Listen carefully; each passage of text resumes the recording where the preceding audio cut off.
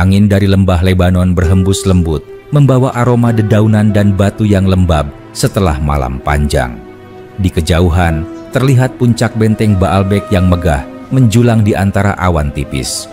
Kota itu berdiri seperti raksasa batu, dikelilingi dinding tebal, dan menara tinggi yang dibangun berabad-abad sebelum kelahiran Islam. Di balik temboknya, masyarakat hidup makmur dengan pasar yang ramai dan gudang makanan yang penuh. Namun, di luar tembok, di dataran luas tempat matahari pagi menembus kabut, berdirilah ribuan pasukan kaum muslimin dengan panji-panji hitam bertuliskan kalimat suci. Di tengah barisan itu, di atas seekor kuda putih yang gagah, berdirilah seorang panglima yang tubuhnya tegap dan matanya berkilat seperti baja. Dialah Khalid bin Walid, lelaki yang dikenal di seluruh jazirah Arab sebagai panglima tak terkalahkan. Ia memandang ke arah kota itu dengan sorot mata tajam, seolah menembus batu-batu bentengnya. Suara deru bendera yang tertiup angin terdengar seperti irama perang yang akan segera dimulai. Seorang pengintai datang tergesa dari arah utara. Nafasnya terengah dan wajahnya berdebu. Ia segera bersujud di hadapan Khalid. "Wahai pemimpin pasukan, aku telah melihat dengan mata kepalaku sendiri. Baalbek mempersiapkan perang. Mereka menutup semua gerbang dan memanggil pasukan cadangan dari daerah pegunungan. Mereka yakin dapat bertahan selama berbulan-bulan karena persediaan mereka sangat banyak." Khalid menatap pengintai itu lama, lalu berkata dengan suara dalam dan mantap, "Mereka ingin bertahan dalam batu, padahal batu pun akan retak jika dihantam oleh kebenaran. Kita tidak datang untuk membinasakan, tetapi jika mereka menolak damai, maka pedang-pedang kita akan menjadi saksi." Para komandan di sekelilingnya saling berpandangan. Salah satunya, Ikrimah, maju beberapa langkah dan berkata, "Wahai Khalid, aku mengenal benteng semacam itu. Mereka akan menempatkan pemanah di atas menara dan menyembunyikan batu-batu besar untuk dijatuhkan jika kita menyerbu. Kita harus berhati-hati." Khalid mengangguk perlahan. "Kau benar, Ikrimah. Karena itu, kita tidak akan menyerang hari ini. Kirim utusan. Aku ingin berbicara dengan para pemimpin mereka. Jika mereka mau berdamai, tidak akan ada darah yang tertumpah." Menjelang siang, utusan dari Baalbek datang. Mereka terdiri dari 5 orang lelaki, berpakaian kain wol halus dan jubah panjang, diikuti beberapa penjaga bersenjata. Di antara mereka, ada seorang tua yang berwajah keras dengan janggut putih panjang dan mata yang tajam seperti elang. Mereka berhenti di depan tenda utama Khalid, dan setelah memberi salam dengan cara mereka, lelaki tua itu berkata, "Aku adalah perwakilan dari rakyat Baalbek. Kami datang karena mendengar engkau ingin berbicara. Namun sebelum itu, kami ingin tahu apa tujuanmu datang ke negeri kami. Apakah engkau ingin merampas kekayaan kami atau memaksa kami meninggalkan agama kami?" Khalid menjawab dengan tenang, namun berwibawa, "Kami tidak datang untuk harta atau kekuasaan. Kami datang membawa 2 pilihan. Kalian bisa memeluk Islam dan menjadi saudara kami dalam iman, atau kalian tetap dengan agama kalian, namun hidup damai di bawah perlindungan pemerintahan Islam dengan membayar jizyah sebagai tanda perjanjian. Kami tidak akan memaksa siapapun karena agama tidak dipaksakan. Tetapi jika kalian menolak keduanya dan memilih perang, maka kami akan berperang sampai Allah memutuskan di antara kita." Lelaki tua itu mendengus kecil. "Kau bicara tentang keadilan dan kedamaian, tetapi di belakangmu berdiri ribuan pasukan dengan pedang terhunus. Itu bukan kedamaian, itu ancaman." Khalid berdiri perlahan. Wajahnya keras seperti batu karang, tetapi suaranya tetap lembut. "Kau salah memahami kami. Pedang itu bukan untuk menakut-nakuti, melainkan untuk menegakkan kebenaran. Kami tidak menyerang kecuali setelah diberi alasan. Kami memberi pilihan yang adil. Engkau boleh menolak, tetapi jangan salahkan kami jika kemudian batu-batu tembokmu tidak lagi dapat melindungi." Lelaki tua itu memandang tajam, lalu menjawab dingin, "Kami tidak akan tunduk pada orang asing dari padang pasir. Kota kami dibangun oleh tangan-tangan kuat sejak masa raja-raja kuno. Tidak ada yang pernah berhasil menembus dindingnya.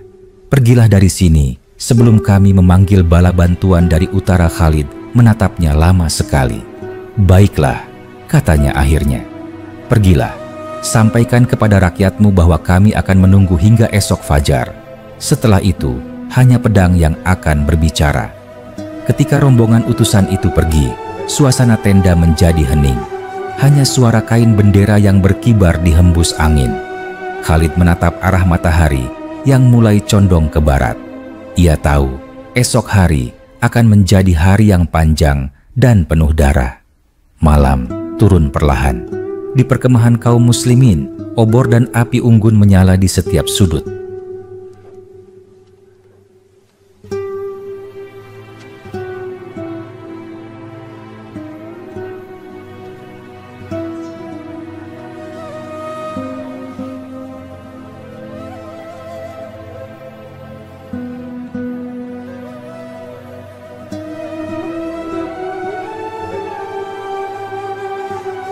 Beberapa pasukan berzikir dengan suara lirih, sementara yang lain memeriksa pedang dan perisai mereka. Di kejauhan terdengar seruan azan dari tenda imam, menyeru mereka untuk sholat malam. Khalid duduk sendirian di luar tendanya, memandangi bintang-bintang yang bertebaran di langit. Suara langkah mendekat dari belakang. Ternyata itu adalah Abu Ubaidah, sahabat seperjuangan yang dikenal bijak. "Engkau tampak memikirkan sesuatu, wahai Khalid," katanya sambil duduk di samping sang panglima. Khalid tersenyum tipis. "Aku sedang memikirkan kota itu, Abu Ubaidah. Bentengnya begitu kuat, tetapi yang lebih kuat lagi adalah kesombongan orang-orang di dalamnya. Mereka menolak damai bukan karena berani, tetapi karena buta oleh keangkuhan." Abu Ubaidah menatap api unggun di depan mereka. Kemenangan tidak selalu berarti menaklukkan kota, tetapi menaklukkan hati. Mungkin ada cara lain selain menyerbu. Khalid menggeleng pelan. "Aku telah menawarkan damai. Esok aku hanya akan menunaikan kewajiban fajar menyingsing dengan warna merah di langit timur." Kabut lembah perlahan terangkat, memperlihatkan siluet tembok Baalbek yang tegak membelah cakrawala. Pasukan muslim telah bersiap di posisi masing-masing. Khalid naik ke kudanya, pedang di tangan kanan, perisai di kiri. Ia menoleh ke pasukannya dan berseru lantang, "Wahai para pejuang, hari ini adalah hari ujian bagi kita. Jangan takut menghadapi mereka yang bersembunyi di balik batu-batu besar. Kemenangan bukan milik mereka yang jumlahnya banyak, tetapi milik mereka yang teguh di jalan Allah." Seluruh pasukan menjawab dengan teriakan takbir yang menggema di lembah. "Allahu Akbar, Allahu Akbar." Suara terompet perang dari dalam kota menjawab takbir itu. Dari atas menara, pemanah musuh mulai melepaskan anak panah yang berdesing di udara. Pasukan muslim mengangkat perisai mereka dan maju perlahan sambil menjaga formasi. Pasukan pemanah muslim di belakang melepaskan tembakan balasan. Panah-panah meluncur menembus langit pagi, jatuh di antara pemanah musuh. Jeritan terdengar dari atas benteng. Khalid memacu kudanya ke depan barisan. "Dekatkan pemukul gerbang, lindungi mereka dengan perisai." Sejumlah prajurit besar maju, membawa balok kayu besar untuk menghantam pintu besi kota. Suara dentuman keras terdengar setiap kali balok menghantam gerbang. Dari atas, musuh mengguyur minyak panas dan batu besar. Beberapa prajurit gugur, namun mereka yang lain terus maju tanpa gentar. Gerbang mulai retak, suara besi berderit. Khalid berteriak, "Sekali lagi, dengan nama Allah, hantam sekali lagi." Balok besar menghantam gerbang dengan kekuatan penuh. Pintu itu pun pecah dan pasukan muslim menyerbu masuk ke dalam kota. Suara perang menggema di jalan-jalan sempit Baalbek. Musuh berusaha bertahan di alun-alun tengah. Khalid memimpin langsung pasukan kavaleri untuk memecah barisan mereka. Pedangnya berkilat setiap kali mengenai lawan. "Jangan biarkan mereka berkumpul, pisahkan kelompok mereka." Pertempuran berlangsung lama dan sengit. Debu, darah, dan teriakan memenuhi udara. Banyak prajurit yang gugur di kedua pihak. Namun, semangat kaum muslim tidak padam. Mereka terus maju hingga musuh mulai mundur ke arah istana kecil di tengah kota. Saat matahari mencapai puncak, bendera putih berkibar dari menara istana. Tanda menyerah. Khalid mengangkat tangannya memberi isyarat untuk menghentikan pertempuran. "Cukup, siapapun yang meletakkan senjata, ia aman," teriaknya dengan suara lantang. Seorang perwira musuh yang terluka parah datang tertatih-tatih. "Kami menyerah," katanya terengah. "Kami tidak sanggup lagi bertahan. Kami mohon belas kasih." Khalid turun dari kudanya dan menatapnya. Tidak akan ada pembalasan terhadap mereka yang menyerah. Semua warga akan aman selama mereka menaati perjanjian damai. Tidak satu pun rumah yang boleh dijarah, tidak satu pun anak atau wanita yang diganggu. Mendengar itu, pasukan muslim bersorak takbir, tetapi Khalid segera mengangkat tangannya. "Jangan bersorak atas penderitaan orang lain. Kemenangan ini milik Allah, bukan milik kita." Beberapa hari kemudian, suasana kota berubah. Penduduk yang semula ketakutan kini mulai keluar dari rumah. Mereka melihat para prajurit muslim menjaga pasar, melindungi anak-anak, dan membantu orang tua membawa air dari sumur. Tidak ada penjarahan, tidak ada penghinaan. Lelaki tua yang dahulu menjadi utusan datang menemui Khalid. Ia berdiri dengan wajah penuh penyesalan. "Kami salah menilai kalian. Kami kira kalian datang untuk merampas, tetapi ternyata kalian datang membawa keadilan. Kami tidak pernah melihat pasukan penakluk yang melarang tentaranya menyentuh harta rampasan tanpa izin." Khalid menatapnya dengan tenang. "Kami tidak datang karena lapar akan harta, tetapi karena lapar akan kebenaran. Kami tidak berperang untuk dunia, tetapi untuk menegakkan keadilan di bumi."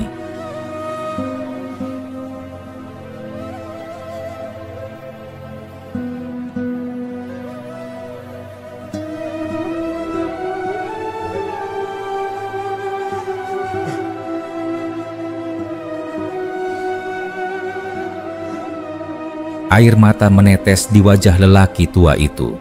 Ia berlutut di hadapan Khalid. "Mulai hari ini, kami akan hidup di bawah perlindunganmu. Kami tidak akan melawan lagi." Khalid mengangkat lelaki itu berdiri. "Bangkitlah. Tidak ada perbedaan antara kita kecuali dalam ketakwaan. Engkau aman di kotamu. Sampaikan kepada rakyatmu bahwa mereka bebas menjalankan ibadahnya dan tidak ada satupun yang akan dipaksa mengubah keyakinannya." Dari hari itu, Baalbek menjadi kota yang damai di bawah pemerintahan Islam. Khalid menempatkan pasukan kecil untuk menjaga keamanan dan meninggalkan wakil untuk mengatur urusan masyarakat. Ia kemudian memandang ke arah pegunungan di utara dan berkata kepada para komandan, "Masih banyak kota yang menunggu cahaya kebenaran. Kita tidak boleh berhenti di sini." Lalu ia menoleh ke belakang, melihat bendera hitam bertuliskan kalimat suci berkibar di atas menara yang dahulu menjadi lambang kesombongan. Kini, bendera itu berkibar dengan tenang, seolah menandakan bahwa kekuatan sejati bukan pada tinggi tembok, melainkan pada keteguhan hati yang berpegang pada kebenaran. Malam itu, Khalid berdiri di luar kota, menatap bintang.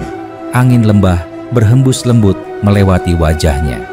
Di kejauhan terdengar suara adzan dari menara baru yang didirikan di samping benteng. Ia tersenyum dan dengan suara lirih berkata kepada dirinya sendiri, "Inilah kemenangan yang sesungguhnya, bukan saat tembok runtuh, tetapi saat hati terbuka." Dan demikianlah berakhir pertempuran Baalbek, sebuah kisah tentang keberanian, keadilan, dan kasih sayang di tengah perang yang keras. Fajar menyingsing di atas dataran Baalbek. Kabut tipis masih menyelimuti lembah dan embun menggantung di dedaunan pohon zaitun. Dari kejauhan terdengar kokok ayam dan suara derap langkah para prajurit yang mulai bersiap untuk melanjutkan perjalanan. Khalid berdiri di tepi benteng, memandang ke arah timur di mana matahari perlahan muncul, memantulkan cahaya keemasan pada dinding batu kota yang kini damai. Di belakangnya, tampak penduduk Baalbek yang mulai menata kehidupan kembali, menata pasar, membuka toko, dan menyambut hari dengan rasa aman yang belum pernah mereka rasakan selama bertahun-tahun. Ikrimah mendekat, menundukkan kepala hormat. "Wahai Khalid, pasukan telah siap. Apakah kita akan berangkat hari ini menuju Damaskus?" Khalid menatap jauh ke arah Cakrawala. "Ya Ikrimah, Damaskus adalah pintu menuju jantung Syam. Jika kita berhasil menaklukkannya, maka seluruh wilayah ini akan terbuka untuk dakwah. Namun, perjalanan tidak akan mudah. Damaskus adalah kota besar dengan tembok yang lebih tebal dari Baalbek dan pasukan Romawi yang jauh lebih banyak." Abu Ubaidah yang berdiri di samping mereka menimpali dengan tenang. "Namun, jangan lupa, hati manusia lebih mudah ditaklukkan daripada batu. Jika kita menunjukkan keadilan seperti di Baalbek, mungkin mereka akan membuka gerbang tanpa perlawanan besar." Khalid mengangguk pelan. "Semoga Allah menuntun mereka seperti menuntun kita." Sebelum berangkat, penduduk Baalbek berkumpul di alun-alun untuk mengucapkan perpisahan. Lelaki tua yang dulu menjadi utusan kembali menemui Khalid. Ia membawa sekantong kurma dan seguci air dari mata air kota. "Ini hadiah kecil dari kami," katanya dengan suara serak. "Air ini berasal dari sumber tertua di lembah. Kami ingin engkau membawanya dalam perjalananmu, agar keberkahan kota ini menyertaimu." Khalid menerima pemberian itu dengan senyum. Air dari tanah yang telah berdamai lebih berharga daripada 1000 harta rampasan. Kami akan mengenang kalian bukan sebagai musuh, tetapi sebagai saudara. Suasana hening sejenak. Penduduk menunduk penuh hormat ketika Khalid naik ke kudanya. Bendera hitam berkibar di bawah cahaya matahari pagi, dan suara takbir menggema dari ribuan mulut pasukan yang bergerak meninggalkan kota. Allahu Akbar, Allahu Akbar. Debu jalan membumbung tinggi, menutupi jejak langkah mereka. Baalbek tertinggal di belakang, kini menjadi bagian dari sejarah yang tenang. Perjalanan menuju Damaskus memakan waktu berhari-hari. Mereka melewati lembah hijau, sungai kecil, dan padang luas yang sesekali dipenuhi karavan pedagang. Di malam hari, mereka beristirahat di bawah langit bertabur bintang, sementara para penjaga bergantian mengawasi arah utara.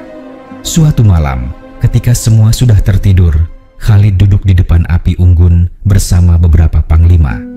"Tahukah kalian," katanya sambil menatap nyala api, "bahwa kemenangan sejati bukan ketika musuh bertekuk lutut, tetapi ketika mereka memahami kebenaran yang kita bawa. Jika Allah berkehendak, Damaskus akan terbuka tanpa darah yang banyak tertumpah." Seorang panglima muda bertanya, "Namun bagaimana jika mereka menolak dan memilih perang seperti Baalbek?" Khalid menjawab tanpa menatapnya, "Maka kita akan berperang. Tapi ketahuilah, perang bukanlah tujuan, melainkan jembatan menuju keadilan."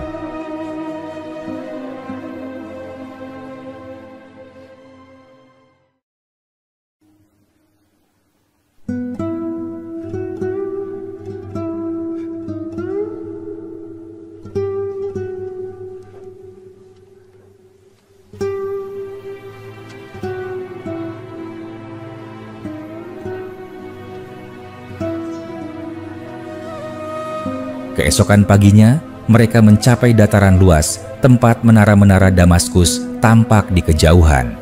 Kota itu terlihat megah dengan tembok tinggi dan menara perak berkilauan di bawah matahari.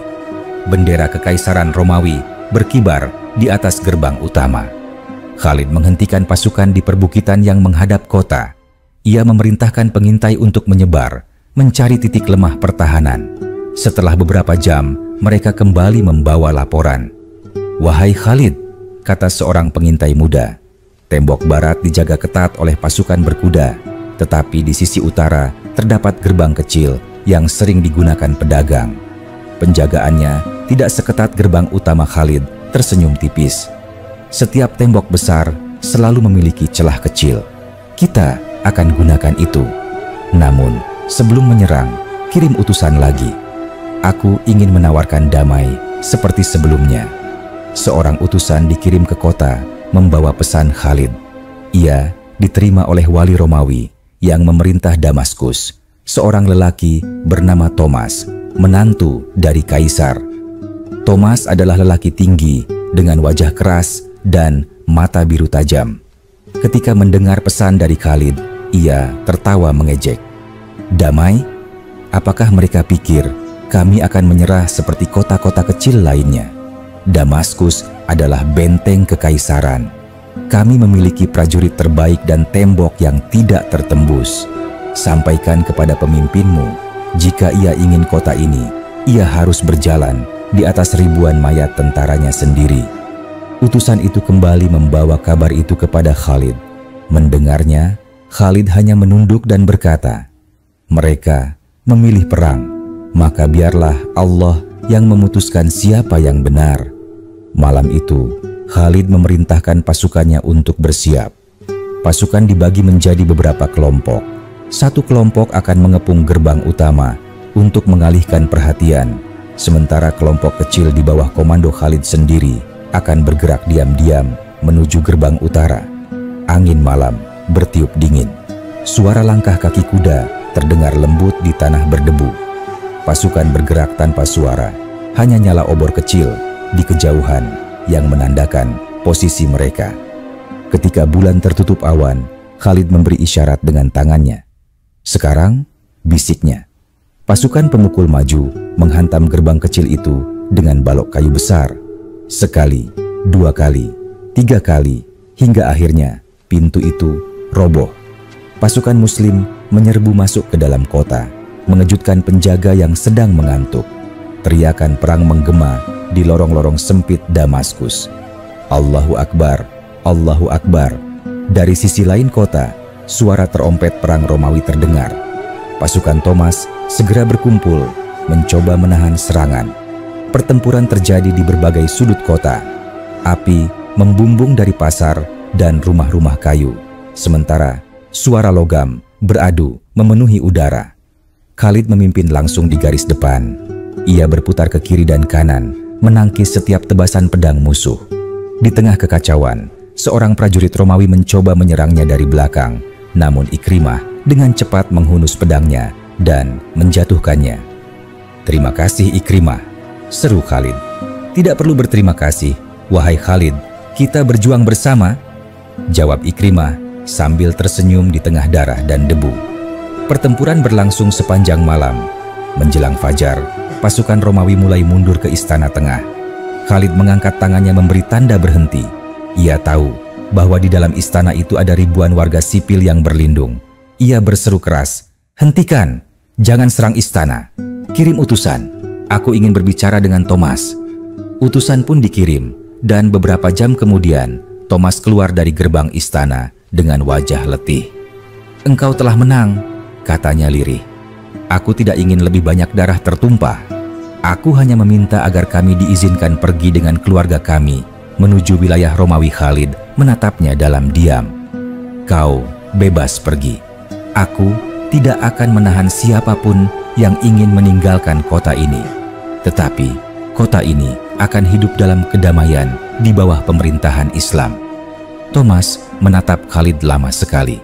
"Aku mendengar banyak tentangmu," katanya. "Kaisar menyebutmu iblis padang pasir. Tapi aku tidak melihat iblis di hadapanku, melainkan lelaki yang teguh dalam keyakinannya." Khalid menjawab pelan, "Aku bukan iblis, aku hanya hamba yang taat pada Tuhannya." Mereka berjabat tangan di bawah cahaya pagi.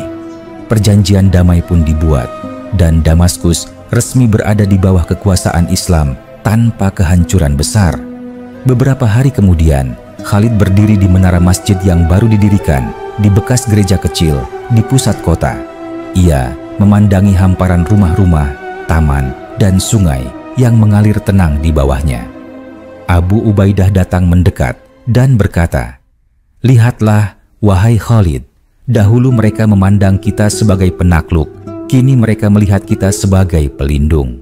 Beginilah wajah Islam yang sejati." Khalid tersenyum.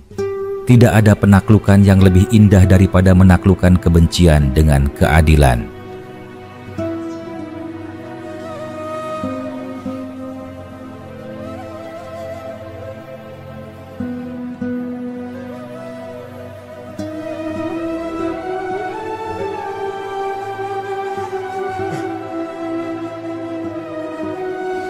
Suara adzan berkumandang di seluruh penjuru Damaskus.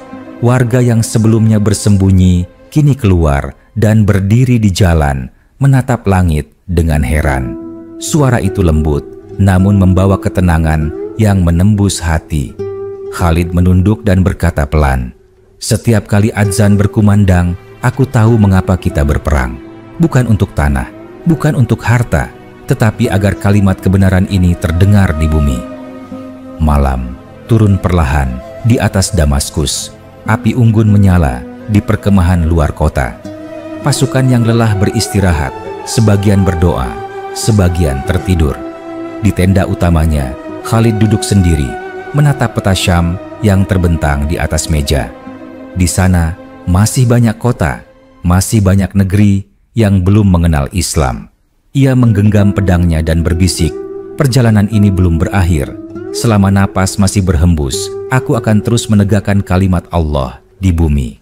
Angin malam berhembus pelan melewati tenda, membawa aroma damai dari kota yang baru saja berdamai dengan kebenaran. Dan di langit, bintang-bintang bersinar seperti saksi abadi perjuangan seorang panglima yang mengubah sejarah bukan hanya dengan pedang, tetapi dengan hati yang teguh dan jiwa yang tulus. Angin musim panas berhembus kencang di dataran selatan Syam. Matahari menyala garang di langit biru tanpa awan. Pasir dan debu beterbangan di udara, menampar wajah setiap orang yang berdiri di padang luas itu. Di kejauhan, terdengar gemuruh langkah ribuan pasukan, suara berat yang mengguncang bumi. Disinilah, di sebuah lembah besar bernama Yarmuk, sejarah sedang menanti untuk ditulis oleh darah dan keberanian. Beberapa minggu setelah Damaskus berdamai, kabar datang bahwa Kekaisaran Romawi mengirim bala tentara dalam jumlah yang sangat besar ke wilayah Syam. Mereka ingin merebut kembali kota-kota yang telah tunduk kepada kaum muslimin. Pasukan itu disebut-sebut mencapai 120.000 prajurit, terdiri dari pasukan Romawi, Armenia, dan sekutu-sekutu Arab Kristen. Di markas besar Damaskus, para pemimpin kaum muslimin berkumpul. Abu Ubaidah membawa kabar itu kepada Khalid yang sedang memeriksa kuda-kuda pasukan. "Wahai Khalid," katanya dengan wajah serius, "mata-mata kita melaporkan bahwa pasukan Romawi sudah berkumpul di Yarmuk. Jumlah mereka jauh lebih banyak daripada kita. Mereka datang dari segala penjuru dengan perlengkapan lengkap dan senjata baru dari Bizantium. Mereka ingin menghapus kita dari muka bumi Syam." Khalid berhenti mengusap leher kudanya. Ia menatap Abu Ubaidah dengan tenang. "Berapa jumlah pasukan kita?" "Sekitar 36.000, jawab Abu Ubaidah. "Itu pun termasuk pasukan dari berbagai kota yang baru saja kita taklukkan." Mereka masih kelelahan. Khalid terdiam sejenak, lalu berkata, "Jika mereka datang dengan 100.000, maka kita akan datang dengan iman yang 100 kali lebih kuat. Jumlah bukanlah penentu. Kemenangan hanya milik mereka yang yakin." Beberapa panglima muda tampak gelisah. Salah satunya berkata, "Namun, wahai Khalid, bukankah bijak jika kita mundur sebentar dan menunggu bala bantuan dari Madinah?" Khalid memandangnya tajam. "Mundur bukan pilihan bagi mereka yang membawa panji kebenaran. Jika kita mundur, mereka akan menghancurkan semua yang telah kita bangun. Lebih baik mati di medan perang dengan kehormatan daripada hidup dengan ketakutan." Semua yang hadir terdiam. Mereka tahu ketika Khalid sudah berbicara dengan nada seperti itu, tidak ada lagi ruang untuk ragu. Keesokan harinya, pasukan Islam berangkat menuju Yarmuk. Barisan mereka panjang membentang di padang pasir, di bawah langit yang membakar. Panji hitam berkibar di depan, diikuti oleh bendera-bendera kecil dari tiap suku. Suara takbir menggema di sepanjang perjalanan. Setelah beberapa hari, mereka tiba di lembah besar yang diapit tebing batu dan sungai yang deras di satu sisi.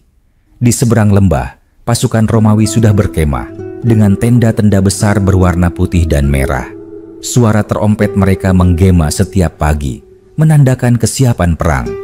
Khalid naik ke atas batu besar, memandangi pemandangan itu.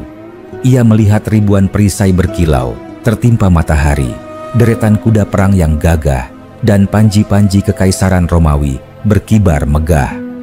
Abu Sufyan yang berdiri di sebelahnya berkata lirih, "Aku belum pernah melihat pasukan sebesar ini, bahkan di masa perang Quraisy dahulu." Mereka, seperti lautan manusia Khalid, menjawab dengan suara datar, namun penuh keyakinan. Lautan pun bisa terbelah jika Allah berkehendak. Malam itu, di tenda utama, Khalid mengumpulkan semua panglima. Api unggun menerangi wajah mereka yang serius. Suara angin malam menggoyangkan kain tenda, seolah ikut berdoa bersama mereka.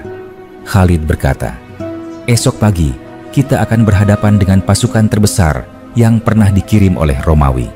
Aku tidak akan memaksa siapapun untuk bertempur. Siapapun yang tidak yakin boleh kembali. Tapi ingatlah, surga tidak akan diberikan kepada mereka yang ragu."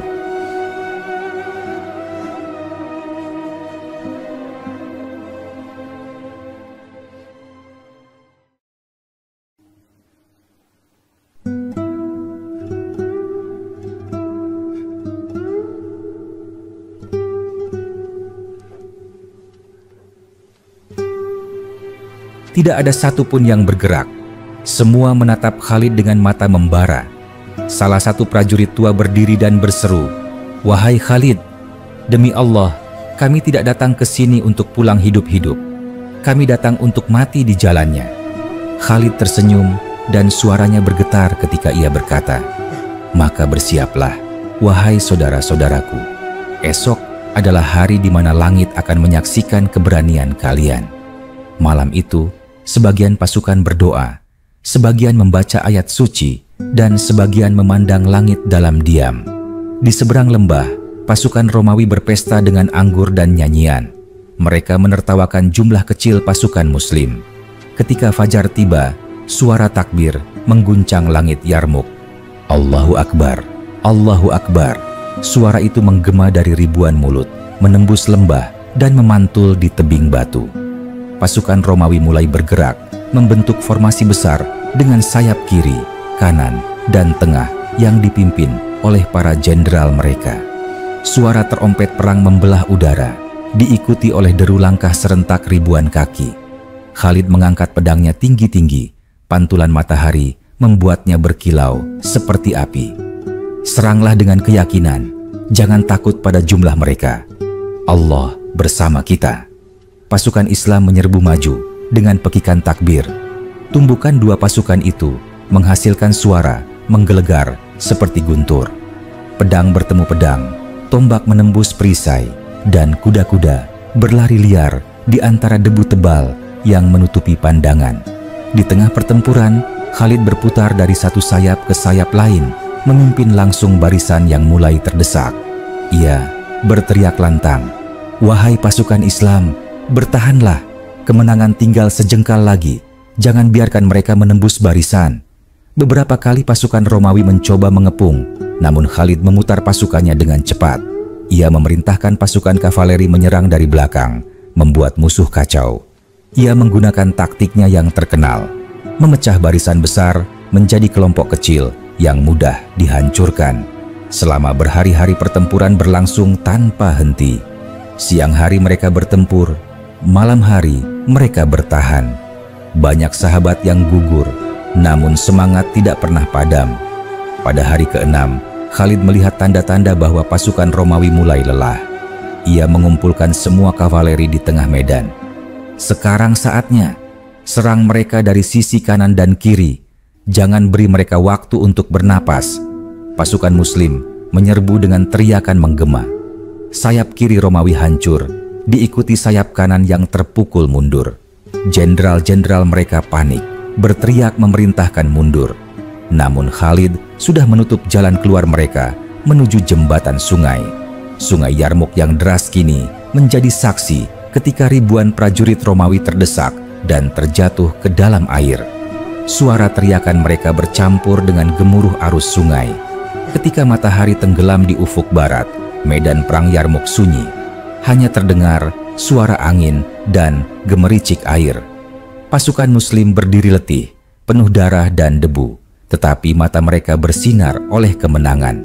Khalid menurunkan pedangnya perlahan, memandang sekeliling. "Alhamdulillah," katanya dengan suara bergetar. "Hari ini Allah menepati janjinya." Abu Ubaidah datang menghampiri, memeluk Khalid. "Engkau telah memimpin kami menuju kemenangan besar. Hari ini Romawi tidak hanya kalah, tetapi juga kehilangan keyakinan mereka." Khalid menatap lembah yang penuh tubuh dan debu. "Bukan aku yang menang," katanya pelan. "Allah yang memberi kemenangan kepada orang-orang yang sabar." Malam itu, mereka mendirikan tenda di tepi sungai. Tidak ada pesta kemenangan, tidak ada tawa, hanya rasa syukur yang mengalir dalam doa.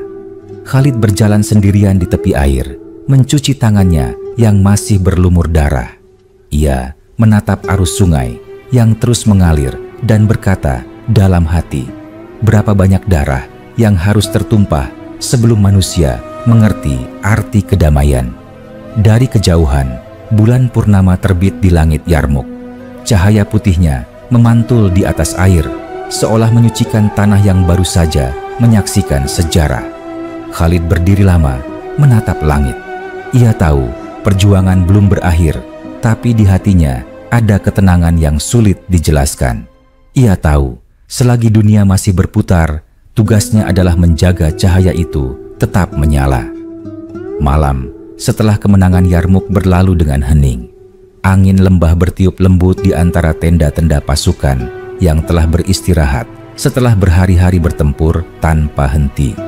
Bulan menggantung di langit, dan cahaya lembutnya memantul di sungai Yarmuk yang kini mengalir membawa sisa-sisa perang.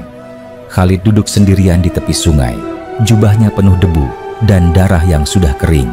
Ia memandangi air yang terus mengalir, seperti waktu yang tidak pernah berhenti, bahkan setelah ribuan nyawa melayang di atas tanah yang dingin.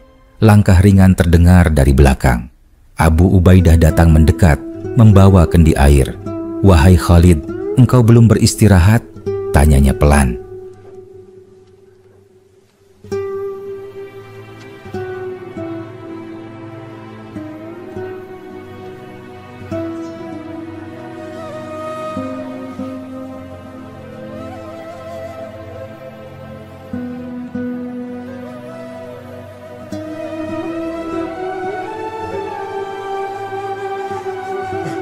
Khalid menggeleng. "Tubuhku lelah, tapi hatiku belum tenang. Banyak yang gugur hari ini. Aku bisa melihat wajah mereka satu persatu di pikiranku." Abu Ubaidah duduk di sampingnya. Mereka gugur sebagai syuhada, dan darah mereka menjadi saksi atas kebenaran yang kita perjuangkan. Khalid menatap air lagi. "Aku tahu, tapi setiap kali perang berakhir, aku merasa kehilangan sesuatu.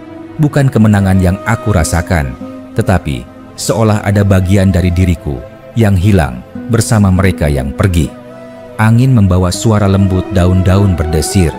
Abu Ubaidah menepuk bahunya. "Kau tidak hanya seorang panglima, Khalid. Kau juga manusia. Namun ingatlah, tugas kita belum selesai. Setelah Yarmuk, kita harus menegakkan kedamaian di seluruh Syam. Kita tidak lagi berperang untuk mengalahkan, tetapi untuk menjaga agar keadilan tetap hidup." Khalid menatap jauh ke arah barat, ke arah di mana matahari tadi tenggelam di balik tebing Yarmuk. "Aku akan terus berjuang, Abu Ubaidah. Selama aku masih bernafas, beberapa bulan berlalu. Setelah kemenangan besar di Yarmuk, seluruh wilayah Syam mulai tunduk di bawah pemerintahan Islam. Kota demi kota membuka gerbangnya tanpa perang. Nama Khalid bin Walid menggema ke seluruh penjuru negeri. Ia disebut sebagai pedang yang tidak pernah patah, bayangan kemenangan yang selalu datang di setiap pertempuran. Namun, di balik semua itu, takdir sedang menyiapkan ujian baru. Dari Madinah datang utusan dengan surat dari pemimpin tertinggi kaum muslimin. Ketika surat itu dibacakan di depan Khalid dan para panglima, suasana menjadi hening. Dalam surat itu tertulis perintah bahwa kepemimpinan pasukan di Syam tidak lagi dipegang oleh Khalid, melainkan akan diserahkan sepenuhnya kepada Abu Ubaidah. Seluruh pasukan terdiam. Beberapa menatap Khalid dengan wajah bingung dan tidak percaya. Salah satu panglima muda berkata lirih, Bagaimana mungkin? Tanpa Khalid, siapa yang bisa memimpin kita? Khalid berdiri tenang. Ia memandangi surat itu, lalu menunduk dan berkata dengan suara lembut namun tegas, "Jika ini perintah pemimpin kita, maka aku menerimanya dengan hati lapang. Aku tidak berjuang demi kedudukan, tetapi demi Allah. Jika aku diminta turun, aku akan turun tanpa keluhan." Abu Ubaidah menatapnya dengan mata yang berkaca-kaca. "Aku tidak ingin mengambil kedudukan ini darimu, wahai Khalid. Engkau lebih pantas daripadaku." Khalid tersenyum. "Kau tidak mengambilnya, Abu Ubaidah. Kau hanya menjalankan amanah. Aku masih akan berjuang di bawah perintahmu, sebagaimana dahulu aku memimpin di bawah perintah orang lain." Pasukan yang mendengar kata-katanya menunduk. Tak ada yang berani berbicara. Bagi mereka, itu bukan hanya wujud ketaatan, melainkan puncak keikhlasan seorang pejuang sejati. Malam itu, di kemahnya yang sederhana, Khalid duduk sendirian. Api unggun kecil di depannya berkelap-kelip ditiup angin malam. Ia menatap pedang yang tergeletak di sampingnya. Pedang yang telah menebas ribuan musuh. Pedang yang kini tampak redup di bawah cahaya api. Ia mengusap bilahnya perlahan. "Aku bukan siapa-siapa tanpa niat di hatiku," bisiknya.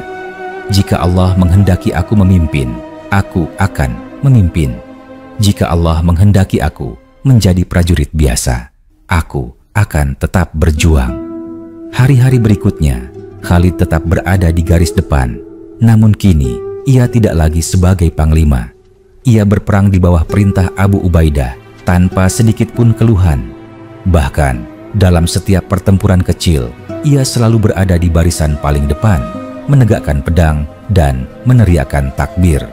Suatu hari, Abu Ubaidah menghampirinya setelah pertempuran singkat melawan sisa-sisa pasukan Romawi di wilayah utara.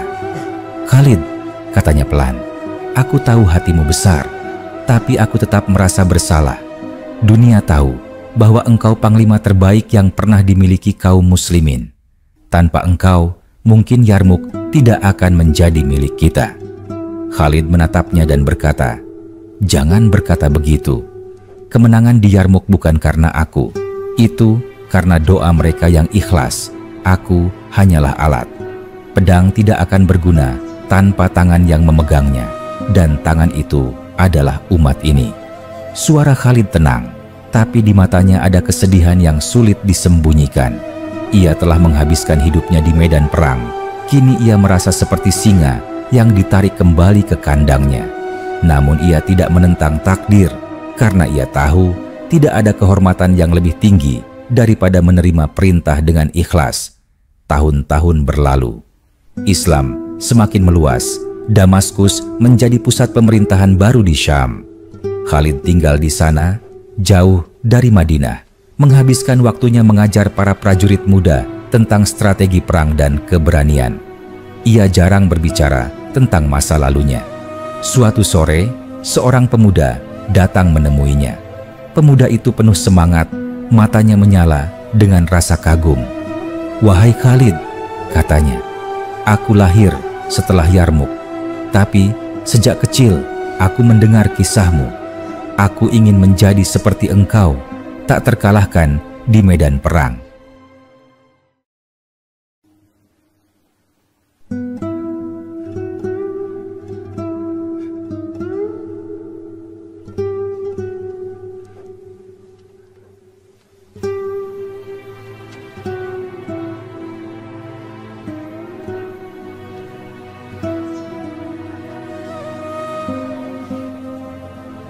Khalid tersenyum tipis.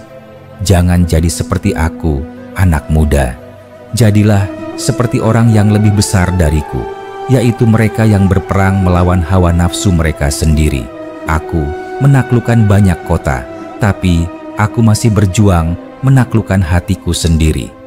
Pemuda itu menunduk, tidak mengerti sepenuhnya, tapi kata-kata itu menancap di hatinya. Malam itu, Khalid berbaring di rumahnya yang sederhana di Damaskus. Tubuhnya mulai lemah, rambutnya telah memutih, tapi matanya masih menyala seperti dulu.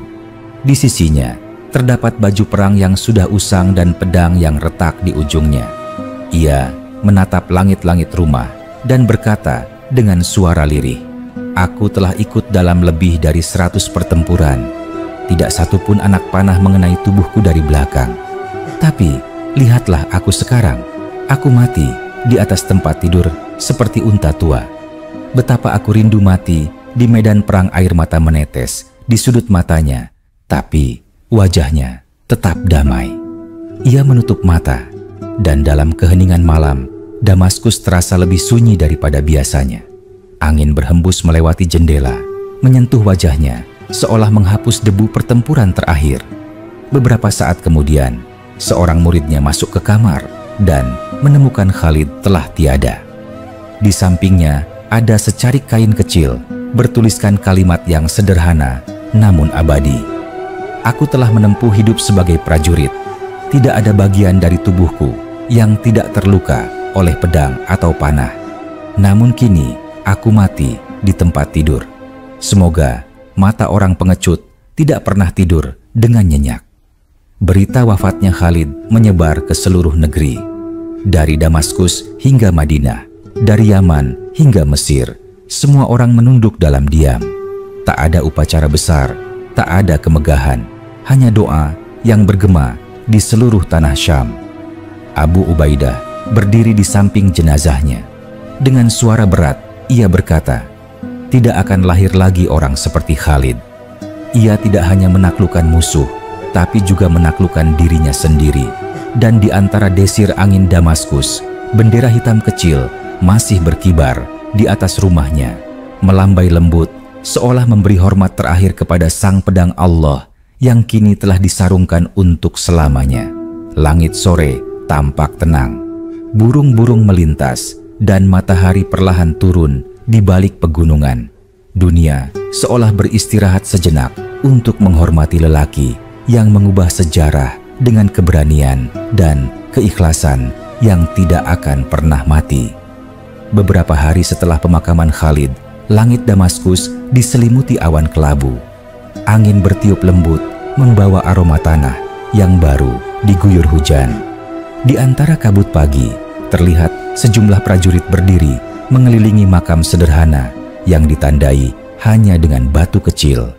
Tidak ada tugu, tidak ada ukiran nama, hanya tanah biasa yang menutupi tubuh luar biasa. Seorang anak muda berdiri paling depan, wajahnya basah oleh air mata. Ia adalah salah satu murid terakhir Khalid, seorang prajurit muda yang dulu sering duduk mendengarkan kisah-kisah pertempuran dari mulut sang legenda. Kini ia menatap gundukan tanah itu dengan dada bergetar. "Wahai guruku," bisiknya pelan, "aku tidak tahu bagaimana dunia ini akan berjalan tanpa keberanianmu. Tapi aku berjanji, aku akan menjaga Syam seperti engkau menjaganya dahulu." Abu Ubaidah datang menghampiri dari kejauhan. Wajahnya tenang, namun matanya merah menahan sedih. Ia memandang anak muda itu dan berkata, "Jangan bersedih, wahai anak muda. Khalid tidak pergi. Ia hanya berpindah tempat dari bumi ini ke sisi Tuhannya. Selama engkau mengingatnya dengan amal dan keberanian, ia tetap hidup." Anak muda itu mengangguk, lalu menatap ke arah kota Damaskus. Di kejauhan, menara masjid berdiri di bawah langit yang mulai cerah. "Apakah engkau tahu, wahai Abu Ubaidah?" katanya pelan. "Setiap kali aku melihat matahari terbit di atas Syam, aku merasa seperti melihat semangat Khalid yang menyalakan dunia." Abu Ubaidah tersenyum. "Itu karena cahaya keberanian tidak pernah padam selama masih ada hati yang menjaganya." Hari-hari berganti menjadi minggu, dan minggu berganti menjadi tahun. Wilayah Syam semakin makmur di bawah pemerintahan Islam. Damaskus menjadi pusat ilmu, perdagangan, dan keadilan. Namun di setiap tempat, di setiap pasar dan majelis, nama Khalid selalu disebut. Anak-anak tumbuh mendengarkan kisahnya dari para tetua. Suatu hari, di sebuah madrasah kecil di Damaskus, seorang guru tua bercerita kepada murid-muridnya. "Anak-anakku," katanya, "kalian tahu mengapa Allah memberikan kemenangan di Yarmuk? Bukan karena jumlah pasukan, bukan pula karena pedang yang tajam. Itu karena ada seorang hamba yang berperang tanpa mengharapkan apapun selain ridha Allah. Namanya Khalid bin Walid. Seorang anak kecil mengangkat tangan. "Guru, apakah benar Khalid tidak pernah kalah?" Guru itu tersenyum. "Benar anakku, tapi bukan karena ia selalu menang di medan perang. Ia tidak pernah kalah karena ia tidak pernah menyerah, bahkan ketika dunia menentangnya. Kemenangan sejati bukan mengalahkan musuh di luar, melainkan menaklukkan keraguan di dalam hati."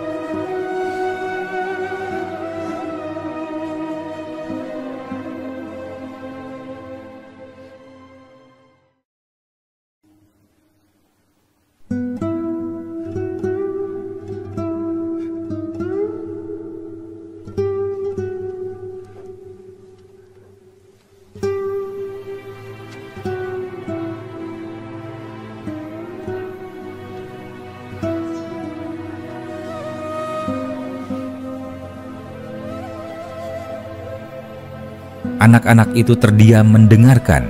Salah satu dari mereka menatap langit dan berkata, "Aku ingin seperti Khalid." Guru itu menggeleng lembut. "Jadilah seperti dia dalam keikhlasan, bukan hanya dalam keberanian." Khalid bukan hanya seorang prajurit, ia adalah jiwa yang hidup untuk membela kebenaran dan meninggalkan dunia tanpa membawa apapun selain nama baik dan amal. Sementara itu, di pasar Damaskus, para pedagang sering menceritakan bagaimana Khalid dulu berperang tanpa meminta bagian harta rampasan. Ada yang berkata, "Aku pernah melihatnya membagi hasil perang kepada pasukannya, lalu ia sendiri tidak mengambil sepotong pun." Ia berkata, "Cukuplah bagiku menjadi bagian dari kemenangan." Di masjid-masjid, para khatib menyebut namanya ketika berbicara tentang keteguhan iman.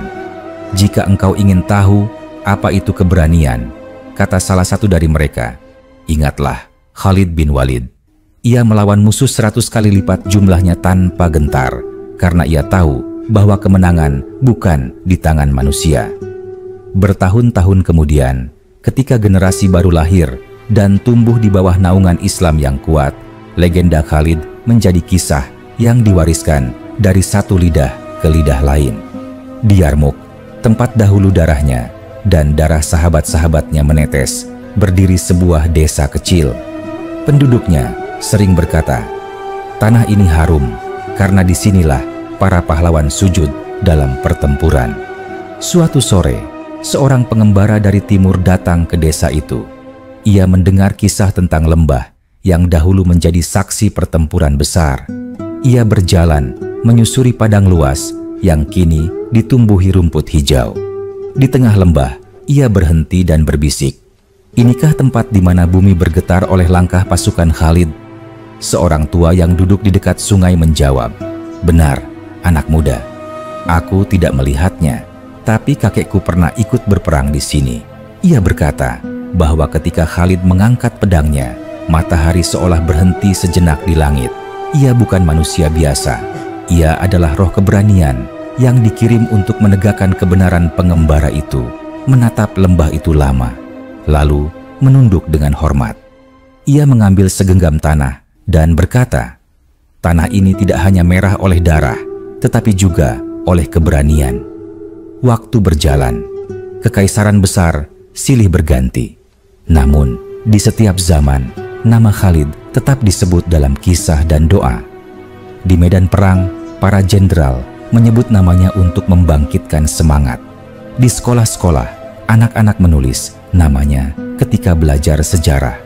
Bahkan berabad-abad setelah itu, di antara reruntuhan kota tua, seorang penulis dari negeri jauh datang dan menulis dalam bukunya, "Ada manusia yang hidup hanya untuk dirinya, dan ada manusia yang hidup untuk mengubah dunia." Khalid bin Walid adalah yang kedua. Dalam diam, Damaskus tetap menyimpan kenangan itu.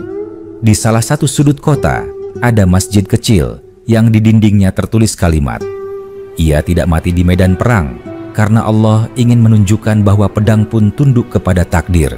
Setiap kali senja turun, cahaya matahari terakhir menyentuh tembok masjid itu, seolah memberi penghormatan terakhir kepada sang prajurit abadi. suara adzan mengalun lembut, menyatu dengan angin yang bertiup dari arah Yarmuk. Dan di antara gema adzan itu, seolah terdengar suara Khalid yang jauh berbisik dari masa lalu. Perjuangan tidak berhenti dengan kematianku. Selama masih ada yang berani berkata kebenaran, pedang ini masih terhunus. Malam datang perlahan. Langit Syam dipenuhi bintang. Di salah satunya, mungkin semangat Khalid beristirahat, bukan sebagai prajurit, tapi sebagai cahaya yang menuntun mereka yang masih berjalan di jalan kebenaran. Waktu terus berjalan seperti arus sungai Yarmuk yang tidak pernah berhenti. Setelah bertahun-tahun berlalu, Damaskus telah tumbuh menjadi kota besar yang ramai. Suara pedagang terdengar di pasar-pasar. Anak-anak berlari di ganggang batu, dan menara-menara masjid berdiri megah memanggil manusia menuju sujud. Di tengah kehidupan yang damai itu, nama Khalid bin Walid masih disebut dengan penuh rasa hormat. Di istana pemerintahan, khalifah yang baru duduk di kursinya mendengarkan laporan tentang ekspansi baru menuju utara. Di hadapannya berdiri seorang panglima muda bernama Sa'id, wajahnya tegas dan matanya menyala dengan semangat. Khalifah menatapnya dan berkata, "Wahai Sa'id, engkau masih muda. Engkau akan memimpin pasukan ke perbatasan Romawi. Tapi ingatlah, kemenangan bukan hanya soal pedang yang tajam, tetapi tentang hati yang bersih. Pelajarilah sejarah mereka yang mendahuluimu." Panglima muda itu menunduk hormat. "Aku akan mengingat pesanmu, wahai Amirul Mukminin."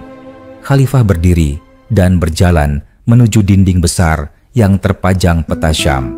Di sampingnya terdapat lukisan sederhana yang menggambarkan sosok Khalid memimpin pasukannya di Yarmuk.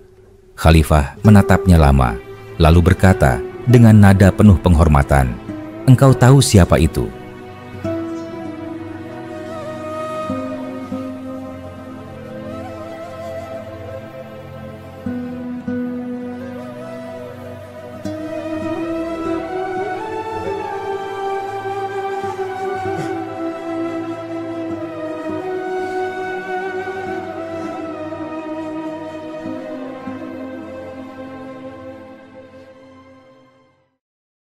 Sa'id menjawab dengan cepat, "Khalid bin Walid, sang pedang Allah."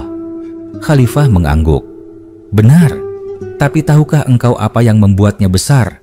Bukan jumlah kemenangan, bukan ketajaman taktik, tapi keikhlasan yang membuatnya tak terkalahkan. Ia pernah dicopot dari jabatannya, namun tidak marah. Ia tetap berperang dengan semangat yang sama. Belajarlah dari hatinya, bukan dari pedangnya." Sa'id terdiam. Kata-kata itu menancap dalam. Ketika ia berangkat menuju medan perang beberapa minggu kemudian, ia membawa bukan hanya pedang, tetapi juga pelajaran dari seorang yang sudah lama tiada, namun masih hidup dalam jiwa mereka. Di medan pertempuran, ketika pasukannya mulai gentar karena jumlah musuh yang jauh lebih besar, Sa'id berdiri di depan barisan dan berteriak lantang, "Apakah kalian lupa nama Khalid bin Walid? Ia melawan 100.000 pasukan dengan sepertiga jumlahnya, tapi tidak gentar. Jika kita berperang dengan iman seperti dia, maka Allah akan menolong kita seperti dulu menolong mereka." Pasukannya bersorak, semangat mereka menyala seperti api. Mereka berlari maju dengan pekikan takbir yang menggema di lembah. Kemenangan pun berpihak kepada mereka. Dan Sa'id tersungkur sujud di atas tanah setelah pertempuran berakhir. Ia berbisik, "Khalid, aku tidak mengenalmu, tapi aku berperang dengan namamu di hatiku." Di tempat lain, di Kufah, seorang ulama sedang memberikan pelajaran kepada murid-muridnya tentang strategi perang dan kepemimpinan. Di tangannya ada gulungan kulit berisi catatan-catatan lama tentang taktik Khalid di Yarmuk, Mu'tah, dan Damaskus. Ulama itu berkata, "Perhatikan cara Khalid membaca medan. Ia tidak hanya melihat jumlah pasukan, tetapi juga keadaan jiwa manusia. Ia tahu kapan harus maju dan kapan harus menahan diri. Ia mempelajari lawan bukan dengan amarah, tapi dengan ketenangan. Inilah strategi yang membuatnya abadi." Seorang murid muda bertanya, "Guru, apakah keberanian Khalid bisa ditiru?" Ulama itu tersenyum. Keberanian bisa lahir dari siapapun, tapi ketulusan seperti Khalid jarang sekali lahir 2 kali dalam sejarah. Sementara itu, di Damaskus, keturunan dari pasukan yang dulu berjuang bersamanya membangun sebuah madrasah kecil. Mereka menamainya Darul Khalid, rumah untuk mengajarkan ilmu dan keberanian. Di pintu madrasah itu, mereka menulis kalimat yang diambil dari kata-kata Khalid sebelum wafat. Kemenangan bukan di pedang, tapi di hati yang tak pernah berpaling dari kebenaran. Setiap pagi, anak-anak belajar membaca dan menulis di sana. Salah satu dari mereka, seorang bocah yatim piatu, sering duduk di bawah pohon besar di halaman dan menatap patung kuda tanpa penunggang yang dibuat untuk mengenang Khalid. Ia akan berkata kepada teman-temannya, "Suatu hari aku akan menunggang kuda ini dalam mimpiku, seperti Khalid menungganginya menuju surga." Tahun-tahun berlalu, kekaisaran Islam terus tumbuh. Setiap panglima dari Mesir hingga Persia selalu membawa semangat Khalid dalam strategi mereka. Mereka meniru taktiknya, tetapi lebih dari itu, mereka meniru keikhlasannya dalam memimpin. Di masa pemerintahan khalifah berikutnya, seorang sejarawan ditugaskan menulis kisah tentang para panglima besar. Ia menghabiskan bertahun-tahun menelusuri medan-medan perang lama, berbicara dengan saksi-saksi tua, dan menyalin kisah dari mulut ke mulut. Ketika ia sampai di Damaskus, ia duduk di dekat makam Khalid, membuka catatannya, dan berkata dalam hati, "Aku telah menulis tentang banyak panglima, tapi tidak ada yang sepertimu. Kau berperang bukan untuk ketenaran, tapi karena cinta kepada kebenaran. Dan karena itu, sejarah mencintaimu." Ia menulis dengan tinta hitam di atas lembar terakhir bukunya. Khalid bin Walid tidak hanya menaklukkan negeri, tapi juga menaklukkan waktu. Ia hidup di setiap hati yang berani berkata benar, di setiap tangan yang menggenggam pedang dengan niat suci, dan di setiap jiwa yang tidak gentar menghadapi ujian. Ia bukan legenda. Ia adalah kenyataan yang terlalu besar untuk dilupakan. Malam itu, angin Damaskus bertiup lembut. Daun-daun berguguran di sekitar makam yang sederhana itu. Tidak ada lampu, tidak ada penjaga, hanya keheningan yang mulia. Namun di balik sunyi itu, ada sesuatu yang hidup. Sesuatu yang tak bisa dilihat mata, tapi bisa dirasakan hati. Seolah-olah suara itu masih berbisik di antara desir angin. "Jangan berhenti berjuang. Aku telah pergi, tapi perjuangan tidak pernah berakhir." Langit Syam dipenuhi bintang, dan salah satunya bersinar paling terang malam itu. Orang-orang yang melihatnya berkata, itu adalah cahaya dari jiwa Khalid yang tidak pernah padam. Dan begitulah, warisan seorang prajurit sejati bukan terletak pada makamnya, melainkan pada semangat yang ia tinggalkan. Dari generasi ke generasi, dari medan perang hingga ruang belajar, nama Khalid terus hidup, tidak sebagai kenangan masa lalu, tetapi sebagai contoh abadi tentang arti keberanian, keikhlasan, dan cinta kepada Tuhan di atas segalanya.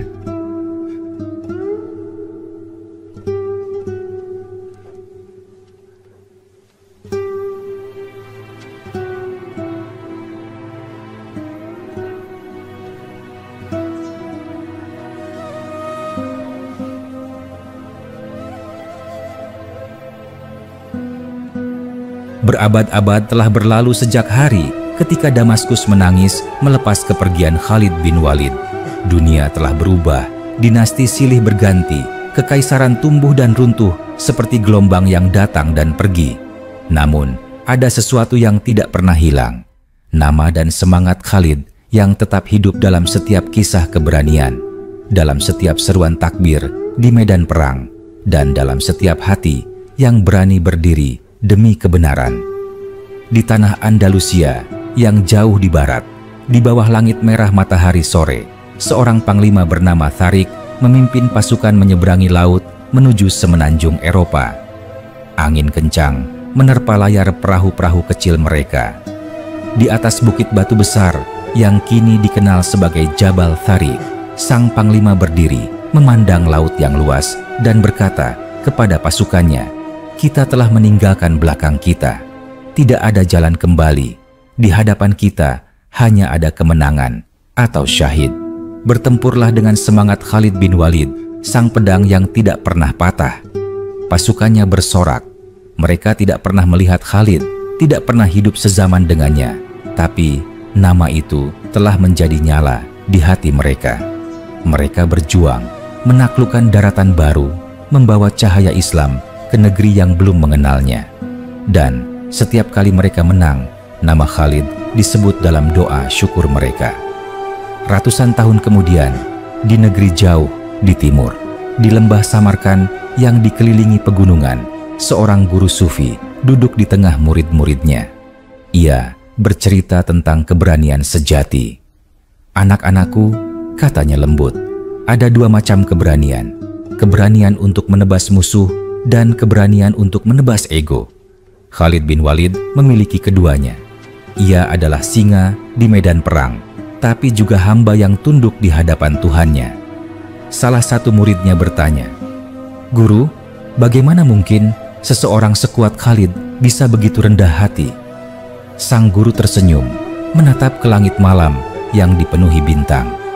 Karena kekuatan sejati lahir dari kerendahan hati. Ia tahu pedang itu hanya besi tanpa tangan Allah yang menggerakkannya. Itulah mengapa setelah semua kemenangannya, ia tetap merasa kecil di hadapan Tuhan. Itulah rahasia keabadiannya. Di Baghdad, di masa kejayaan ilmu pengetahuan, para penulis sejarah mencatat kisah Khalid dalam buku-buku tebal. Mereka menggambarkan taktiknya di medan perang dengan detail yang mengagumkan. Namun lebih dari itu, mereka menulis tentang hatinya. Seorang penulis menulis kalimat yang menggema sepanjang zaman. Khalid tidak hanya mengubah peta dunia, tetapi juga peta hati manusia tentang arti pengabdian. Dan ketika lembaran-lembaran itu sampai ke tangan para pelajar di Kairo, di Bukhara, di Fez, nama Khalid kembali hidup di setiap pembacaan. Mereka membayangkan sosok tinggi tegap yang berjalan dengan langkah pasti di antara debu perang. Pedangnya berkilau, suaranya tegas namun lembut ketika berbicara kepada pasukannya. Namun, warisan Khalid bukan hanya tentang perang. Ia menjadi lambang keteguhan, kejujuran, dan kepemimpinan. Di banyak negeri, para pemimpin sering mengingat kata-katanya sebelum mengambil keputusan besar. "Aku tidak berperang untuk dunia, aku berperang agar kebenaran tidak padam." Waktu terus berjalan. Dunia Islam membentang dari barat ke timur. Tapi, di setiap tanah yang ditaklukkan, nama Khalid disebut dengan nada doa, bukan hanya kenangan. Ia menjadi bagian dari nurani umat. Contoh tentang bagaimana kekuatan sejati tidak datang dari otot, tapi dari iman. Di masa-masa sulit ketika kekaisaran melemah dan negeri-negeri Islam terpecah, para ulama dan penyair sering menulis puisi untuk mengingatkan umat akan semangat Khalid. Salah satunya menulis bait yang indah. "Jika pedang telah tumpul dan tangan lemah, ingatlah dia yang tak pernah menyerah." Di setiap debu padang Yarmuk masih terdengar suaranya berkata, "Bangkitlah karena Allah bersamamu." Bait itu dibacakan di masjid-masjid ketika umat dilanda ketakutan, dan setiap kali itu terjadi, mereka kembali berdiri dengan keyakinan baru. Berabad kemudian, ketika dunia modern mulai berubah, seorang sejarawan dari barat datang ke Damaskus. Ia berjalan di jalan-jalan batu tua yang dahulu pernah dilewati oleh pasukan Islam. Ia mencari makam Khalid. Setelah bertanya kepada penduduk setempat, ia dibawa ke sebuah masjid kecil di pinggiran kota.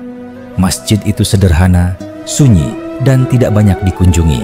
Di dalamnya ada sebuah batu nisan polos dengan ukiran samar. Sejarawan itu berlutut, mengusap debu di atas batu itu, dan membaca tulisan dalam bahasa Arab yang hampir pudar. Inilah makam Khalid bin Walid. Ia hidup sebagai prajurit, ia mati sebagai hamba. Air mata menetes dari matanya. Ia berkata dengan suara pelan, "Aku datang dari negeri jauh untuk mempelajari strategi perang, tetapi yang kutemukan di sini bukan taktik, melainkan jiwa."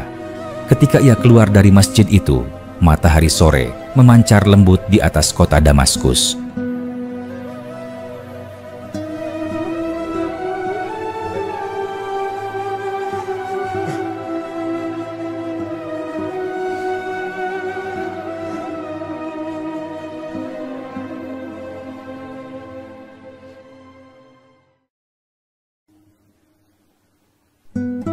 Suara adzan berkumandang dari menara terdekat, dan sejarawan itu berhenti sejenak, memandang langit, lalu berbisik, "Mungkin inilah mengapa namanya tidak pernah mati, karena ia berperang bukan demi kemenangan, tetapi demi keyakinan."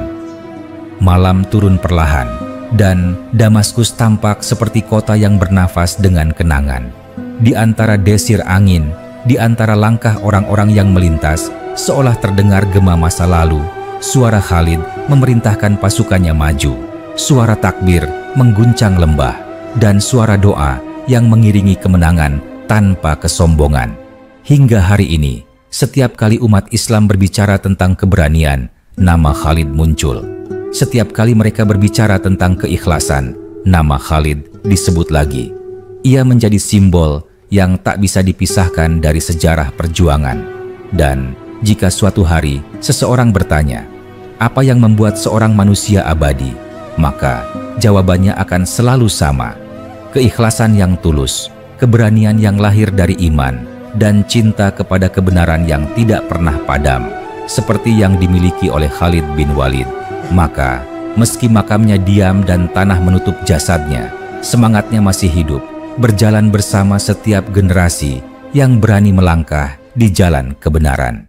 Ia telah menaklukkan musuh-musuhnya di medan perang, dan setelah wafat, ia menaklukkan waktu. Di setiap hati yang berani melawan ketakutan, di setiap doa yang dipanjatkan dengan keyakinan, di setiap langkah yang diambil demi kebenaran, di sanalah Khalid masih hidup, abadi, tak tergantikan, seperti pedang yang disarungkan dengan damai oleh tangan Tuhan sendiri.